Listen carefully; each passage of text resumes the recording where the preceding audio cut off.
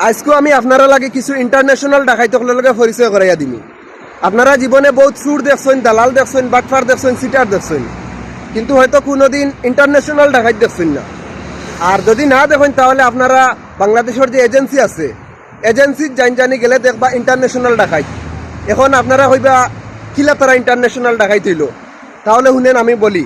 Kolkata airport তনে Dubai airport পর্যন্ত 3384 kilometre, অথচ তারা ভাড়া নেয় মাত্র 40,508 টাকা। আর বাংলাদেশ থেকে দুবাই এয়ারপোর্ট পর্যন্ত মাত্র 3574 কিলোমিটার, অথচ ভাড়া নেওয়া হচ্ছে 85,514 টাকা। এখন আপনারা চিন্তা করুক, মাত্র 200 কিলোমিটার ফাজিল হওয়ার কারণে প্রায় 45,000 টাকা অতিরিক্ত নেওয়া হয় বাংলাদেশের এজেন্সি তনে।